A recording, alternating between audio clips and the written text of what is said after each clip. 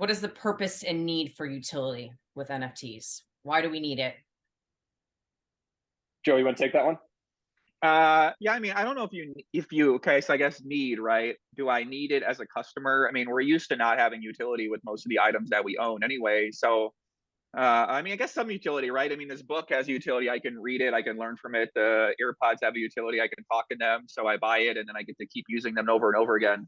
So it is kind of interesting to think about need. I just think it gives so much opportunity to reward your hardcore customers.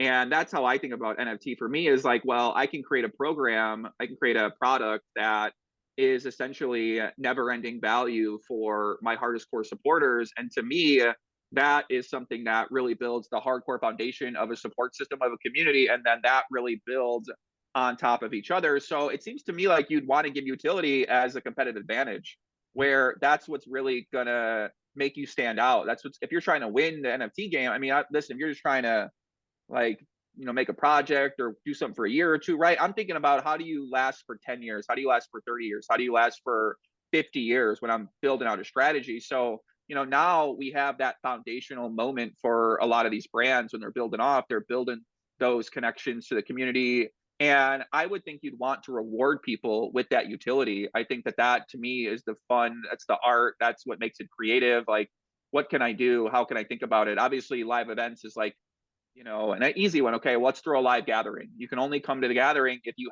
happen to purchase this asset. If you happen to own one of these assets, well, if there's a limited amount for only a few people and they get a certain experience that's then promoted and marketed to your community as something that people all want to do and go to and keep going to.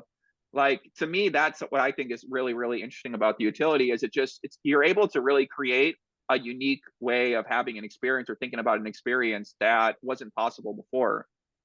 Yeah, the one thing before Sam goes that I want to touch on that you pointed out, which was refreshing to hear, was that you started off by saying I don't know that you necessarily need utility, and that's one thing that made me love VeVe so much is because, like me as a Disney fan, I sort of know that community and how they behave, and they're massive collectors, whether it be trinkets such as pins to stuff that's extremely rare, or they've held something for 50 years and have passed it on through their family.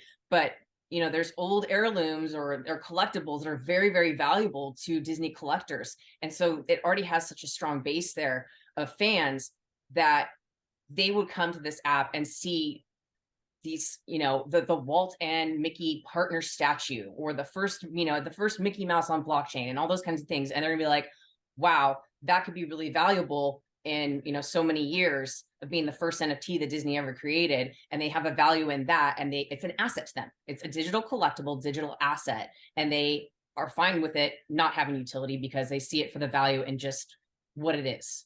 But I also agree with you that, rewarding people holding these things not only keeps them engaged, keeps them wanting to do more, it also creates more value in that product as well. I mean, if I can start going and having experiences based on some of these NFTs that I own, and people are like, what? I want to be part of that, then they're going to pay, top dollar to be able to experience that. So it drives the market up. So your turn, Sam, because I love your perspective from your world. Yeah, I agree with all those points. I think the question itself is rather open-ended because, and this is something that I'm trying to train myself to do, of just like no longer using the word NFT because it could have so many different meanings, and depending on how you define what that NFT is will depend on my answer. Will change my answer, I should say, of whether it needs to have utility or not. So I think the biggest question to me, and something that I try to reinforce, and I think we still need to get over on a macro level, is being able to attribute reality, let's call it, and translate that from a physical world to a digital world. So I think us being in NFTs, I think we all can be in agreement now that digital assets have value and digital assets are real, just in a different medium. And that can be translated to art, they can be translated to memberships and all these other things that an NFT can be. Now, let's then go back to the physical world and let's look at the things that we buy. And I like to do this with various examples. Like, for the sake of example, this is a little cat that I bought in Japan last week. It's supposed to bring business luck, so I put it next to my desk. And It may or may not, but what is the utility of having this next to my desk? Nothing other than a fun story I can share about on YouTube shows about how I got this in Japan, and it's a little memory keepsake for me. Similarly, I think about it too, thinking about buying a sports jersey, where the jersey itself pretty much provides the same utility as a Fruit of the Loom t-shirt. One may be more slimming than the other, who knows? But what it does is it conveys how I affiliate and who I affiliate with, depending on what team I root for.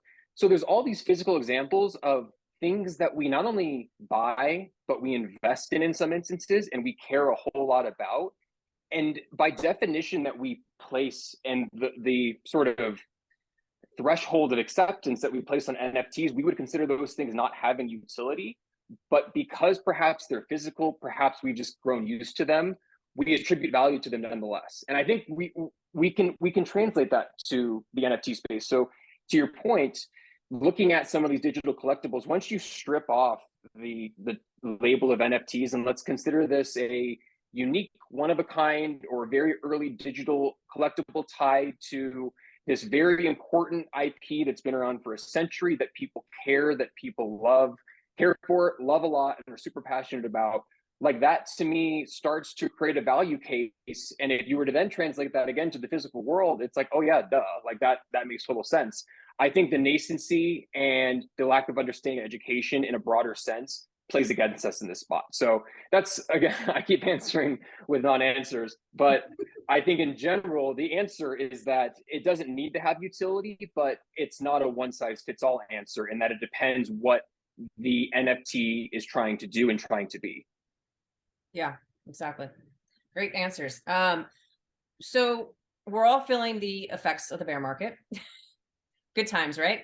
What do you guys think it's going to take to get us out of it? And do you think it's going to be this cyclical thing? I mean, where do you kind of see things going? Uh-oh, we lost your audio.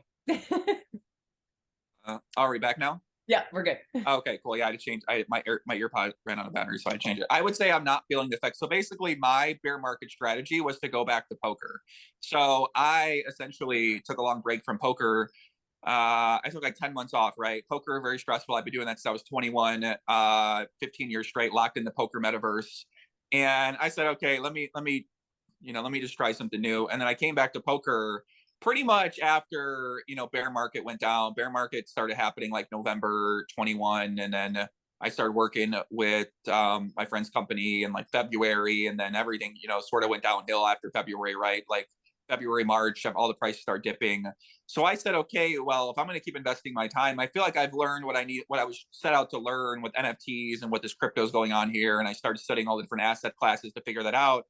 And I sort of thought that the best strategy would be for me to keep building up my channels, because the channels never really hit a bear market. Like, there's always, if you want to build up your channels and you want to make content, that's an asset that you can always keep building, right? You can push as hard as you want to push. You can build a number of different ways. You can optimize for a couple of different strategies.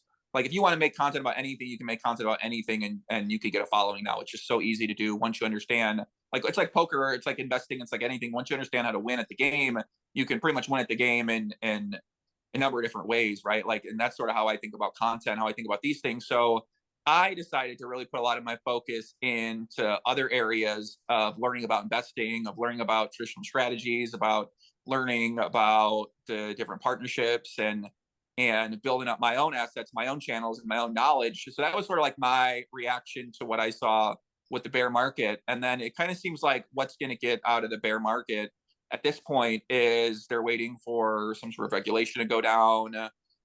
They're waiting for approval. Right now, it's just so uncertain. The narrative is around a lot of scams. Everything in crypto is just bad news.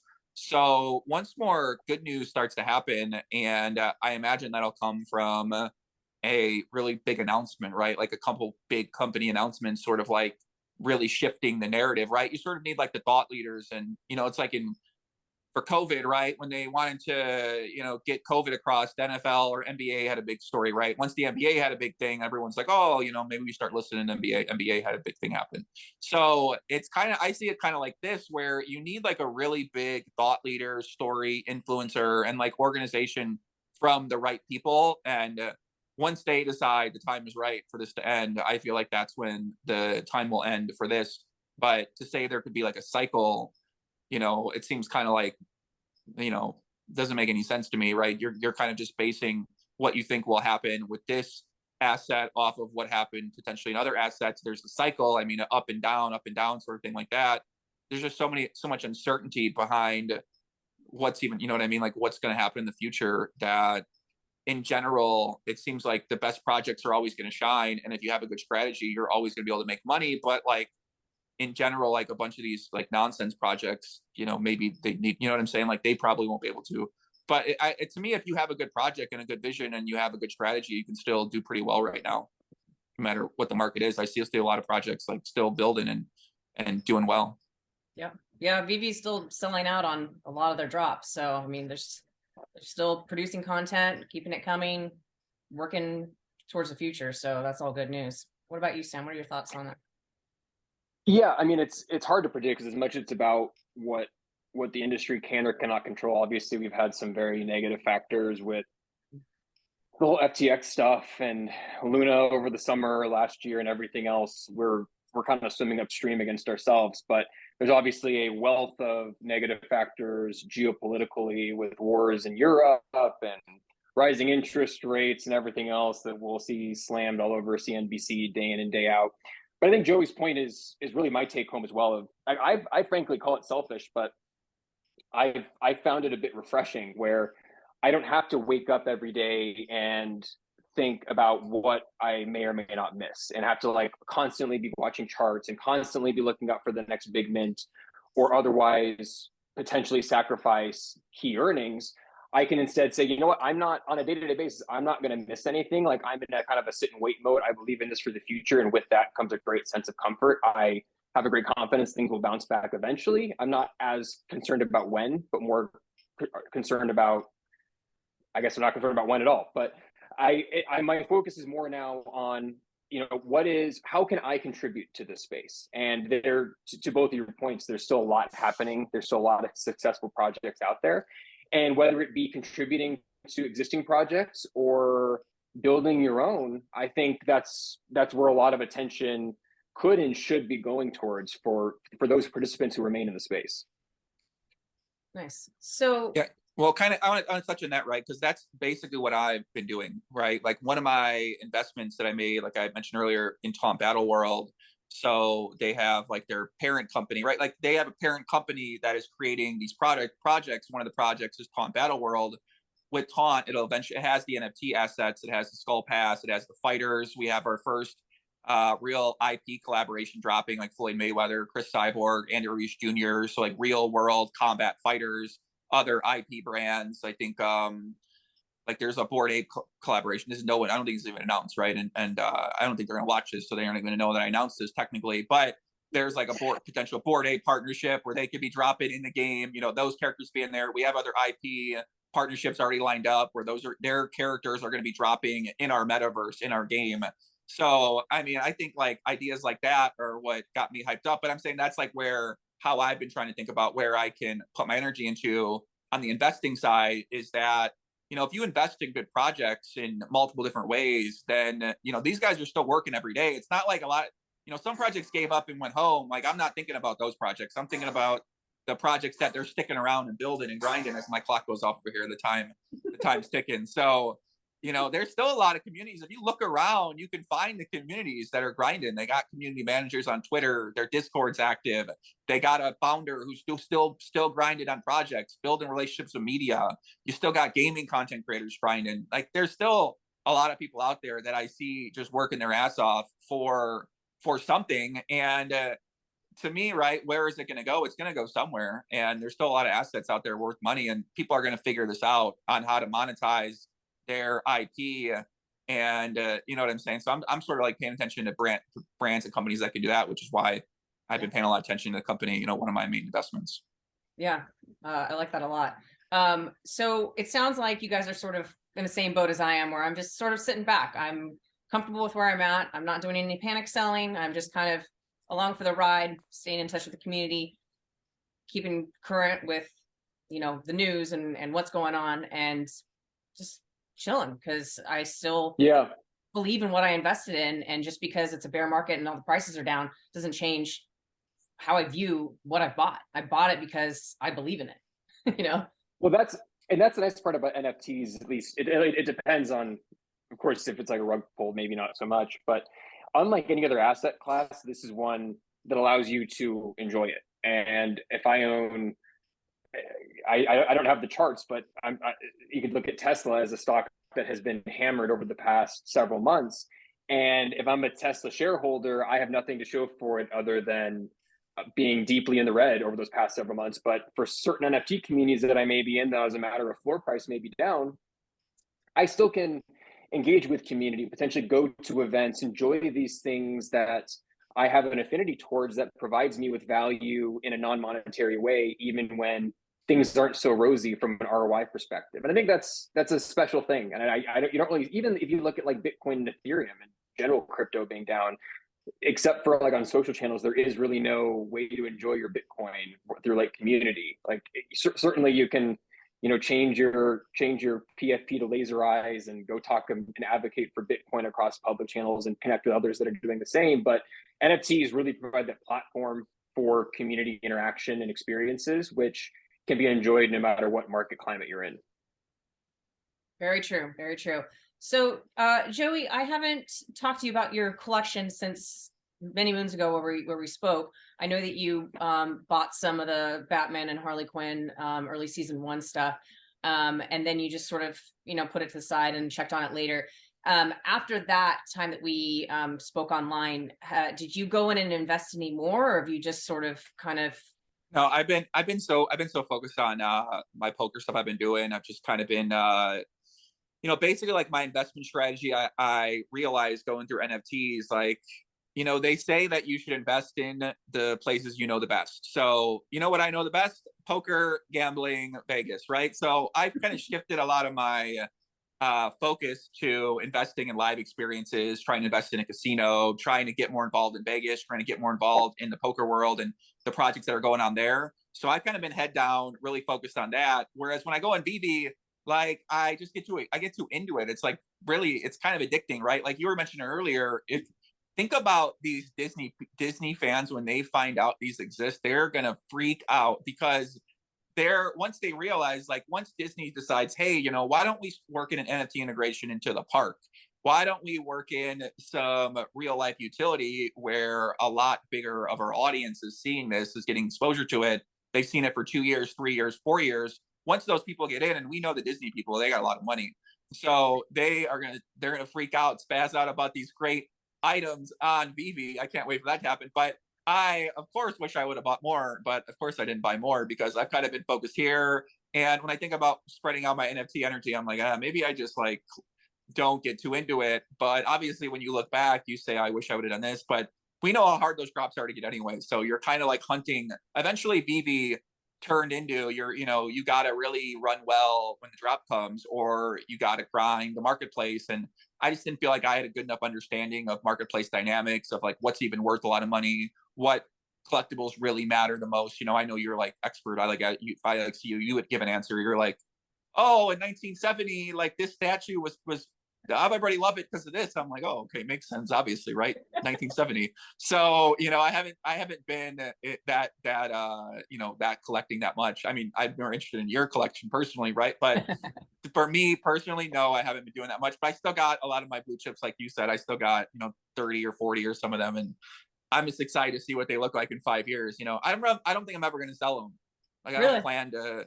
Not really. For what? Why would I? I literally got the first drop, the black and white, like one of the ultra rare from that one. Like, why would I ever want to sell that? Why not just keep that? Like, that's the first ever drop from VeVe. And my thesis is VeVe is going to be one of the top companies in the space in the future, right? So I think it's like pretty sick. They have already mentioned they want to be like an Apple. They want to be like a Walmart. They want to be a top brand. They have a vision to be the premier brand at what it is that they're doing. So to me, when you go back and you look at their first assets, like those are going to be crazy, right? People are going to wonder, how did you get this, right? VeVe Magic, how do you have all these? You know what I mean? Like that's sort of how I see this happening with VeVe specifically in the future. So I'm just excited for. And I want to quickly jump in because the point you brought up about like Disney fans being onboarded, I think it goes back to like that hurdle of certainly awareness is a part of it, but digital versus physical assignment of value. And I have a brother who is a very avid Disney fan, and I think, so all things being equal, let's remove dollar amount, there's probably not a lot that he wouldn't invest in that's Disney related, merchandise, paraphernalia, whatever it may be, memorabilia. And if you were to say, okay, I have a physical one of a kind Mickey Mouse statue, I also on my device have this JPEG, this moving animation of a Mickey Mouse statue. This one is worth $10. This one's worth $10,000. Which would you rather have? I would venture to say, just because of the assignment of physical value, he probably picks the actual statue versus the NFT. And I think that just it's this willingness to assign reality to digital assets. I think that's what we need to get over, and that's going to come in time. I do believe as you start to see these mainstream brands be onboarded. But Joe, to your point, as that happens and as this comes to the purview of those diehard Disney fans, I think a lot could happen very quickly. Mm-hmm. So what would it take for, this is same question but slightly different, for Joey, what would it take for you to invest more into or get back into collecting on VeVe? And Sam, what would it take for you to sort of just dive in a little bit? Like what would be the thing that you're like, okay, I want it? Joey, you go first. Good question. Probably more time in my life, really. I mean, I'm just so busy, and like my sort of approach to everything I've done in the past is, if you want to do really, really well at something, you got to be really, really focused on it. So right now, when I think about my own investment and NFT specifically, I'm just not that focused on NFTs. I'm more focused on trying to buy a casino in Vegas or invest in a casino in Vegas right now. So that's kind of got where a lot of my extra energy is all going to think about that. My content, like my content plan for the year. I just did my first live event. So I'm going to be doing more live events and investing in live events and I almost partnered with my first NFT group actually for that one, the Pudgy Penguins. So we were going to do something, but I was so busy that I kind of was last minute. But I'm really excited to start partnering when we're Web3 communities. And all this kind of stuff, right? So in terms of getting more involved with VeVe specifically, it would probably be something from you, right? Like you tell me something, oh, they're dropping this, you like that. Or if one of my brands that I really, really liked dropped something on there, then I might be inclined to get that. I'm not as big as like a Disney fan, like you're like locked in on Disney. You're like this. The Disney fans are so hardcore. God bless them. I have never been that locked in on any comic book brand, that. I've never really been a collector. So VeVe was my first learning about like, what does a collector think about? Like what's going through their mind? Like, why would they want this? Like, what do they, what are they? And that's been a really, reprogramming for me to sort of better understand where that goes. So for me, I would say right now, just cause it's just so hard to get drops. At some point in time, it's like, do I really even want to pay attention to the drop? Because it's not like I really got a chance anyway. And even when you get it, it's I think it's cool, but you kind of, during the mystery boxes, like sometimes, you don't even, right? It's like, oh, whatever, I went there, I got this, like, and that might not be enough excitement for some people out there to keep going back. And I think for me, it was just like, okay, well, I don't really know what to get, what to buy. I'm not going to sell anything. I don't really want to put more gems in here. I'd rather just invest this money somewhere else. So I would say for right now, that would probably be it, is like, me just having more time and maybe the right influencer getting me excited. You know what I mean? I guess that would probably be my answer for that. Cool. How about you? Yeah. And from my end of things, it's a tricky question because there's really no reason why I haven't, I guess, engaged with it yet. I think the biggest hurdle for me is, as Joey says, has been time. You in the space, there's always some new storyline, some new mint, some new chain, some new project that can vie for your time. And I've just had to do a little bit of a reckoning with my own sort of priorities list of what I want to be good at, and I've had to not be good at other things. And VeVe is certain one of those things I'm just like, I'm not prepared to put in the time to be good at this. All that being said, I think that on a technical basis, one of the biggest hurdles from my perspective is, again, this is from the outside looking in, the bit of the walled garden that the ecosystem is, in that it's app based, it has its own native currency. It takes onboarding for even someone like myself who's very native to the world to get involved. And on the contrary, I have a loaded MetaMask wallet sitting in my browser where for most other NFTs, I can snap it up at a moment's notice. So I would love to see that in the future for VeVe, is maybe going cross-chain in some capacity, or launching adjacent collections on other chains that people like myself could more easily engage with, that wouldn't necessarily be through the traditional flow, and maybe setting up where existing assets can be ported into other chains. I don't know exactly how that looks, but I do think that's part of, in my mind, the bull case for VeVe is upping the exposure to other existing NFT native users, because I think those who are on VeVe are very much in this VeVe bubble. And I think, Magic, we've talked about this before, how there's people who are like big figures in the non-VeVe NFT world who don't know anything about VeVe. And like, what if you can get those people excited about everything that VeVe's doing? I think that comes with a lot of upside. Yeah, it's funny that you said that you sort of find it like hard for your entry and understanding sort of the ecosystem, because that's exactly how I feel about your world. I find like OpenSea and using Ethereum and all that stuff, I find it so daunting and overwhelming that I'm just like, yeah, I don't want to touch it. But you know, they are definitely moving towards that. I mean, we have at the moment we're waiting for a new partner. There's the payout people, it's drama, but they're finding a new partner. Always is. But they're going to be doing crypto in and out, so that's going to be huge. And that's, I mean, you're from the horse's mouth, somebody from you know, the world, that's going to make a huge difference to people that are, you know, in the OpenSea world, to if they can just, you know, easily buy and sell with their cryptocurrency, it's going to be much more attractive and exciting to them. So it's coming. You have my commitment on record. Once there is a way to connect my wallet and pay in crypto, I'm buying my first VeVe NFT. I love it. I like to hear it. I will let you know when that happens. Yeah, about the payout stuff. I've seen some people crying about that, Magic, where like I see some people on Twitter like, oh my God, I need my money tomorrow. Like, bro, what are you doing, first of all, right? Like, do not put your life savings on VeVe, on NFTs and the gem system. Guys, come on, first of all, right? If anybody's watching this long, come on. Second of all, like, yeah, that part's tricky, because they got a partner, you know, they got a different setup where you basically have like Sam said, the walled garden, where the gems are on the app and you can put the gems on there with your card, but or Apple Pay, which make it real easy. But to get it off, you know, you can't do that same thing. So they obviously got to find a third party partner to do that. And I can only imagine the issues that potentially come up with that. So when it comes to, I think I saw that impact the prices, right? I don't think anything like that, you know, that's like a non anything really, because they're going to solve that problem. That's 100% going to be solved at some point in time. It's going to be figured out. And, you know, they mentioned early on, you know, I really like, all the memories are coming back about what I studied about VeVe, because I studied this thing for months. So they really mentioned how they have the partnerships with the brands, and then they have those brands, those assets inside VeVe. But they did mention that the hope is that with some of those assets, you'll be able to take those assets to other metaverses, to other platforms. You'll be able to potentially sell them on the other open marketplaces as well too. So, right, yeah. So like that hope is there. They're going to have they have a web browser now as well too. So you can go on the web browser. You can have an account on there. You can buy on there as well too.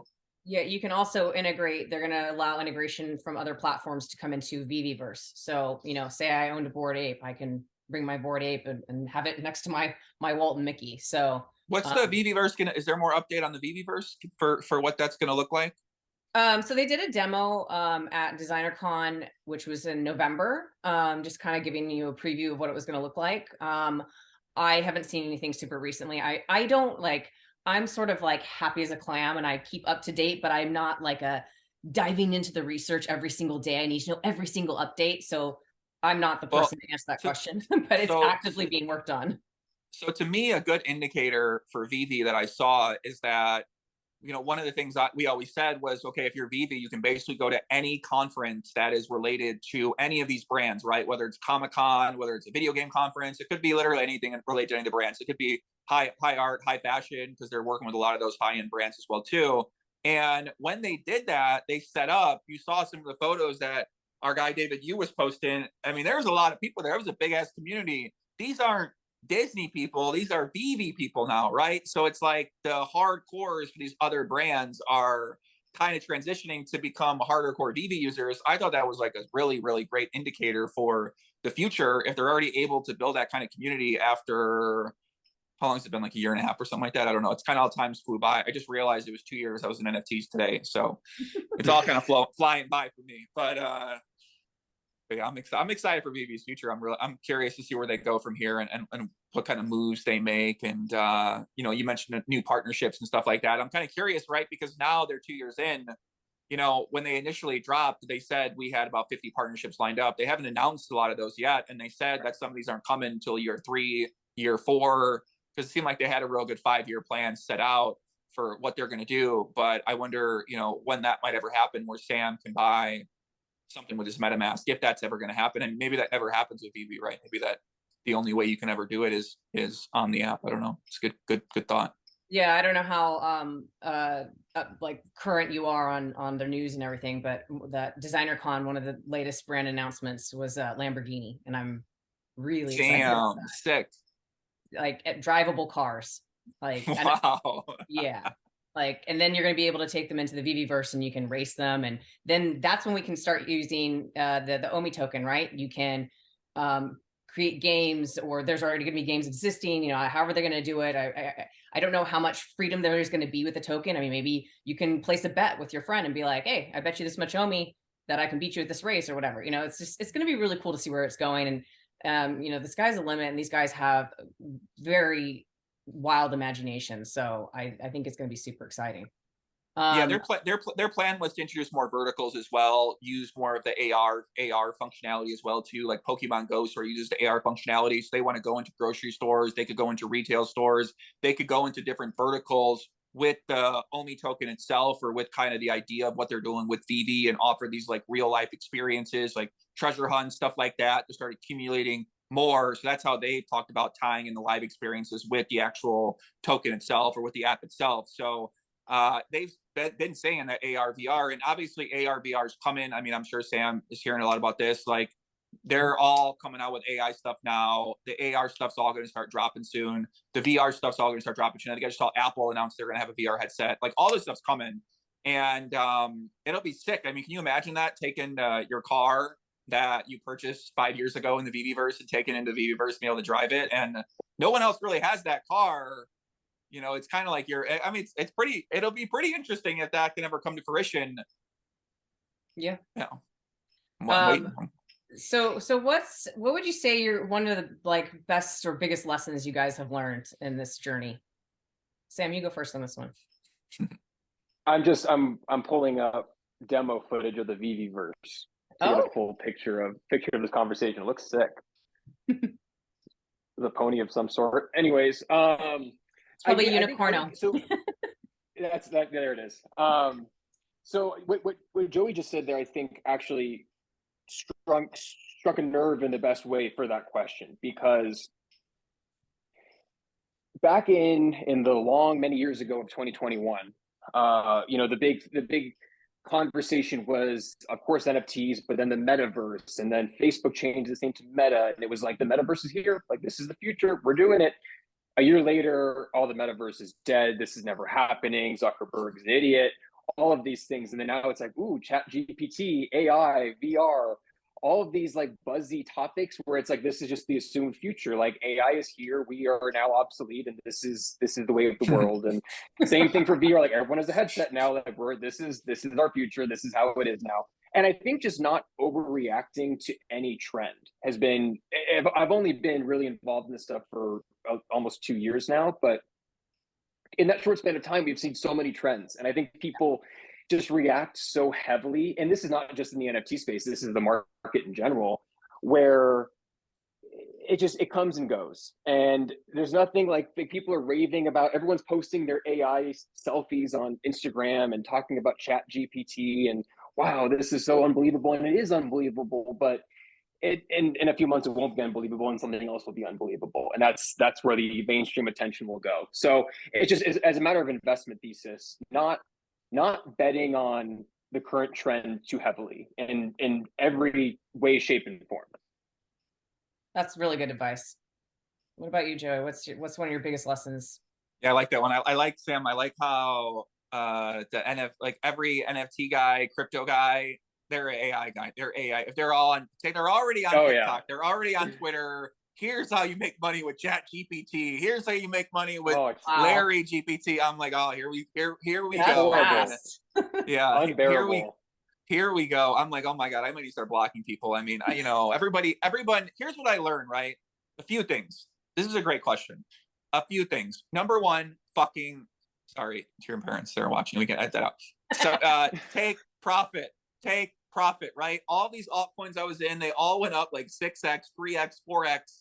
Take profit, right? Don't be get in, get out, wait for a good entry position again, and learn how to take profit and really start stacking my bankroll in my investing role, right? Like, I think there was just so much opportunity for me to take profit, to really understand the market cycle, to understand there's like that great graph of like a market cycle where it goes up, and eventually you know what I'm saying? Like, really just kind of, I didn't know any of this before, right? So I was a total investing noob. I didn't know any of this.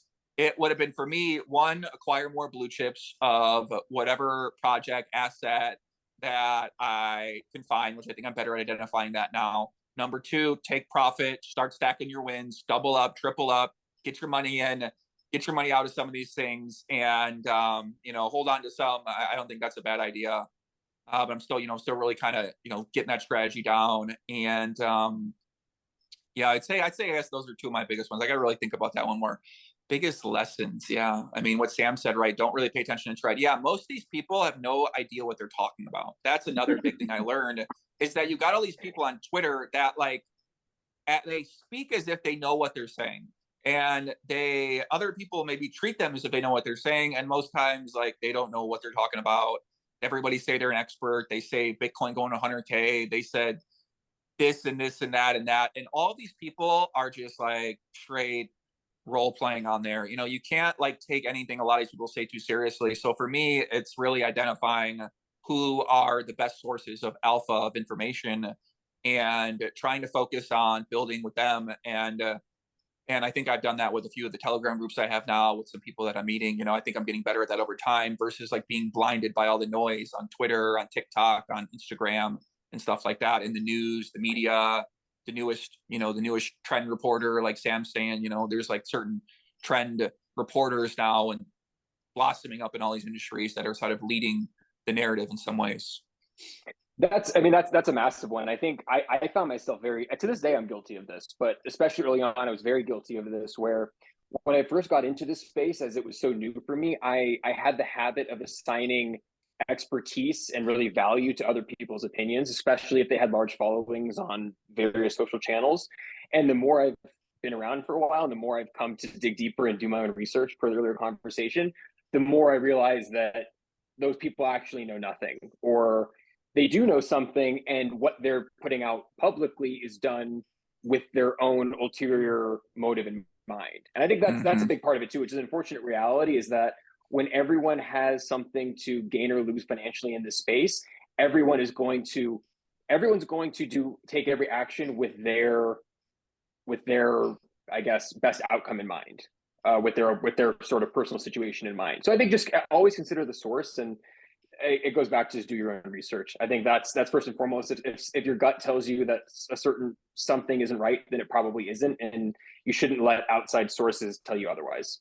Yeah, Sam, that's a real important one, right? We saw so much now that so many of these influencers, right, they don't have your interest at heart, man. Like, these influencers out there, I started becoming like a poker influencer years ago, and I've always kind of been okay.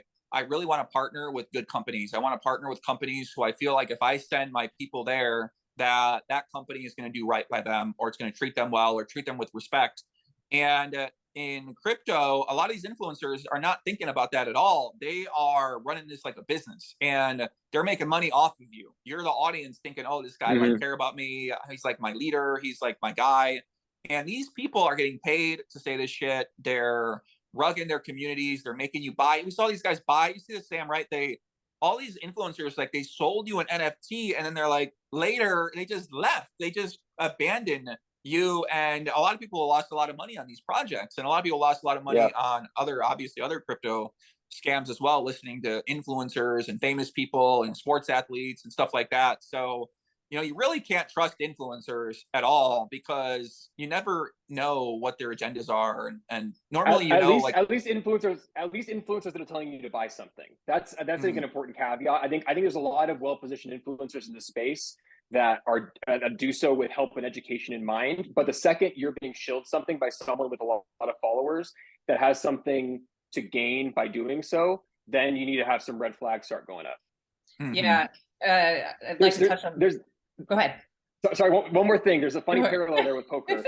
There's one of the best poker movie quotes of all time is from Rounders, where Matt Damon says, "If you sit down at the table and you can't spot the sucker, then it's probably you." And the same can be said for this space, where if you, as I've joked before, if you're sitting in a Twitter Spaces and you look around and you don't know who the exit liquidity is, it's probably you. Like someone in a lot of these spots, someone gets left holding the bag, and ultimately you need to go out of your way not to be that person. And the best way to do that is by not buying into hype cycles, influencer pumps, so on and so forth.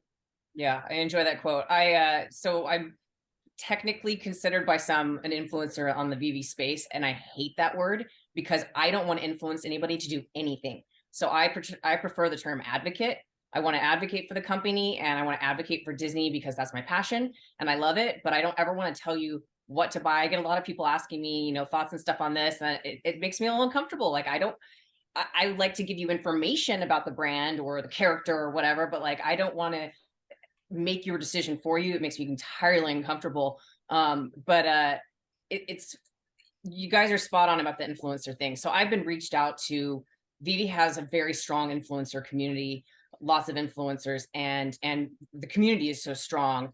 And all these other projects see that, right? And I've been personally reached out to by 4 or 5 companies that have asked me that they've offered to pay me and asked me to create content or be on one of their videos with them and stuff. And I just don't even respond because I would love the paycheck. That'd be wonderful. But I'm not going to do that at somebody else's expense. I don't know anything about your platform. I don't know anything about what you're doing. Why would I come speak about it and potentially hurt somebody in the process? Influencers have got to have integrity. They really do. And it's unfortunate. I think so. To touch on that, right? So you mentioned advocate. I always consider myself a big poker advocate, for better or worse, right? Because in poker, most people don't win at poker. They're not going there. They could win a tournament. They could win in a cash game. But if you look at the stats, what they say, 95% of poker players aren't really making money. They're going there for the experience. Sometimes they might win some money short term and win a tournament, or win in a month or win in 2 months. But in the long run, they're really not necessarily going to win. And I think that, everyone sort of understands that in poker. I think a lot of people understand. I always try to get that message across. Like, you're probably not going to win no matter what I say, no matter what you watch, unless you're, my audience is a lot of the best players, but it's also a lot of people aren't the best players. They're just donating or having fun or chasing a dream or want a big score or whatever, right? A number of different factors why people gamble, play poker, entertainment, stuff like that. So, but to learn, I thought about this, right? Because we saw some recent scandals happen with influencer giveaways in poker world. And I think that when it comes to learning ethics and how that sort of stuff works in this area, I think that a lot of people got to learn how that works out. It just takes time to learn that. And most people don't even think about it. They don't really understand. They don't ever seen it before. They've never been be able to draw people to let them do something like that. If you got hired to do something and you went and got paid to do that and you start talking about another project in addition to VeVe, I can understand if you would do that, because maybe you want to learn, maybe you never thought about that before. Whereas you're more aware of saying, okay, well, that matters to me. Whereas other people, I've seen them make content their goal is to make, like, they get into content to make money. So they're not thinking about it like, oh, I got to think about this or that. They're more like, no, if you're going to pay me, I'm going to promote your product. So a lot of people have that mentality that I've been noticing. They go, oh, well, whatever, like, it is what it is. I'm going to get paid $80,000. Like, I'm going to be an ambassador for this project. So, and it's made me think, does that make me less or more trustworthy or reliable or believable in this person or what they're saying or the information they're putting out there? You kind of have to use your own logic and thought process of that. But I think a lot of influencers and advocates are just learning about what they want to do and who they want to be and what they want to stand for and stuff like that. So it's still so early in that I'm not like overly critical of people who have decided to get paid or do things like that, because I don't think a lot of these guys or girls, I don't think they know what's going on yet. I think there's the big solve for this in the immediate term is around transparency, and there's a reason why in a sponsored content world you have to do hashtag partner, hashtag ad, or whatever else it is. Or when you're watching CNBC and if you have one of the experts who's telling you that they see Tesla as a buy, they have to disclose that their family members own Tesla. Like there's very strict regulations around this for a reason, and it's to level the playing field and not be in a spot where those who have greater resources and greater reach have a definite advantage to other people's negative in the voice that they bring to the table. And that just doesn't exist in this space yet. So the onus is on us to be, I guess, fact checkers in a sense, and have an air of suspicion to everything that we do and see, such that we're not necessarily buying into something nefarious that is an advantage to someone else while being a disadvantage to us. Yeah, for sure. It's funny because there's this other community that I had posted a few weeks ago about landing a drop, and people were like, you're involved in this community? Like we've not, we thought we were only Disney. I'm like, I'm involved in other stuff, but I don't speak about what I don't understand. Like, I'm not going to go talk about bat cows and everything there is to know about Batman because I don't know. But yeah, I think that's another good project, so I'm involved in it. But yeah, I'm just that's my least favorite. That's my least favorite part, Magic, of Twitter, is that when you start to speak about something else, like people put these really unreal expectations on what you're saying. Like I got a big account there, so people look at me as a poker authority. But when I speak about crypto, like clearly I don't know the fuck I'm talking about, right? I'm learning, right? I'm learning like you're learning. But then people are like, oh, you're like you think you're an expert, you think this. It's like, oh my God, like please, you're like, and it comes sometimes. Right, like I'm learning, I'm sharing my experience. This is my learning process. This is me talking about what else I'm interested in. And I always just find it so funny, the feedback you get when you start to mention something new like that, and especially in crypto. It's like they might come after you. Oh, you're not in Disney, like we hate you. It's like, bro, what are you people talking about? Like these people on Twitter are the craziest people I've ever seen. Managing those people is I need to be I've been on a 2-week break. Sometimes you need a break from the crazy people on Twitter. These guys put you in a mental hospital, you let them. So, keep sharing what you got to share, Magic. If you got an interest in another project, put it out there, man. Let them know. Let them know. Thanks. I appreciate that.